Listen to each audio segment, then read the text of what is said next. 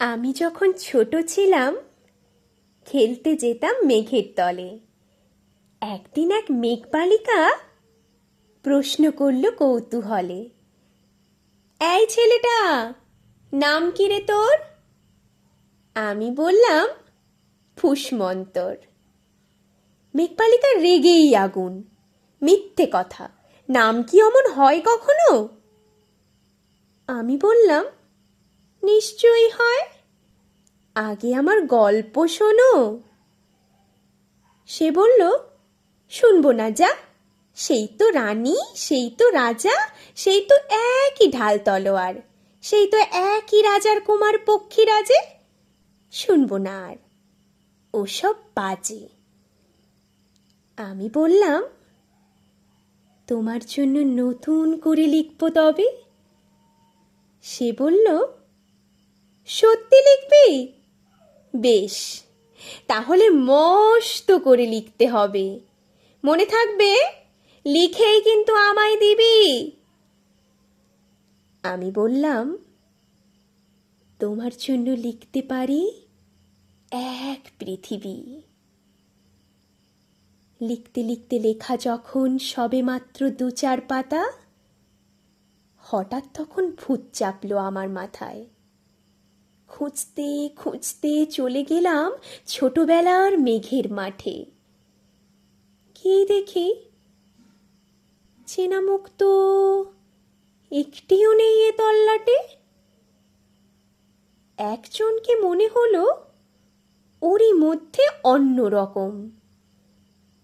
এগিয়ে গিয়ে বলি তাকে, তুমি কি সেই মেঘবালিকা, তুমি কি সেই? সে বলেছে, মনে তো নেই, আমারও সব মনে তো নেই। আমি বললাম, তুমি আমায় লেখার কথা বলেছিলে। সে বলল, সঙ্গে আছে, ফাঁসিয়ে দাও গাঁয়ের ছিলে।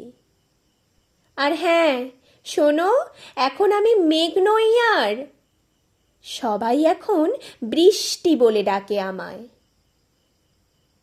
বলেই হঠাৎ এক পশলায় চুল থেকে নখ আমায় পুরো ভিজিয়ে দিয়ে অন্য অন্য বৃষ্টি বাদল সঙ্গে নিয়ে মিলিয়ে গেল খরস্রোতায়, মিলিয়ে গেল দূরে কোথায়, দূরে দূরে। বৃষ্টি বলে ডাকে আমায়, বৃষ্টি বলে ডাকে আমায়। আপন মনে বলতে বলতে আমি কেবল বসে রইলাম, ভিজে একসা কাপড় জামায় গাছের তলায়। বসে রইলাম বৃষ্টি নাকি মেঘের জন্য। এমন সময় অন্য একটি বৃষ্টি আমায় চিনতে পেরে বলল, তাতে মন খারাপের কি হয়েছে? যাও, ফিরে যাও, লেখো আবার। এখন পুরো বর্ষা চলছে, তাই আমরা সবাই এখন নানান দেশে ভীষণ ব্যস্ত। তুমিও যাও, মন দাওগে তোমার কাজে। বর্ষা থেকে ফিরে আমরা নিজেই যাব তোমার কাছে। এক পৃথিবী লিখবো আমি, এক পৃথিবী লিখবো বলে ঘর ছেড়ে সেই বেরিয়ে গেলাম। ঘর ছেড়ে সেই ঘর বাঁধলাম গহন বনে, সঙ্গী শুধু কাগজ কলম। একাই থাকবো, একাই দুটো ফুটিয়ে খাবো।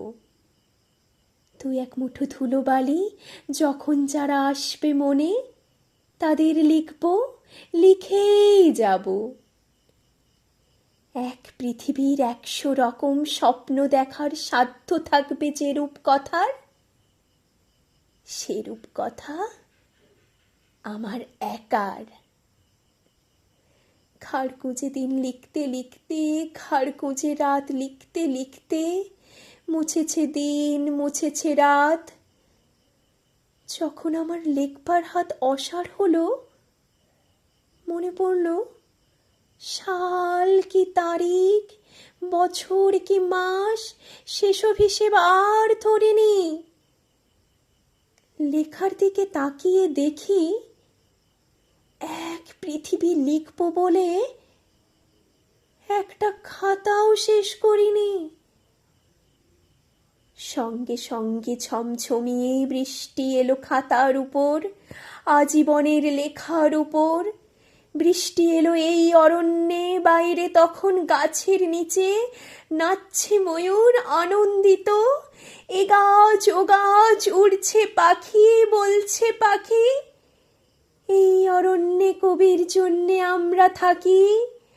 বলছে ওরা কবির জন্য আমরা কোথাও, আমরা কোথাও, আমরা কোথাও হার মানিনি। কবি তখন কুটির থেকে তাকিয়ে আছে অনেক দূরে, বনের পরে, মাঠের পরে, নদীর পরে, সেই যেখানে সারা জীবন বৃষ্টি পড়ে, বৃষ্টি পড়ে, সেই যেখানে কেউ যায়নি, কেউ যায় না কোনোদিনই।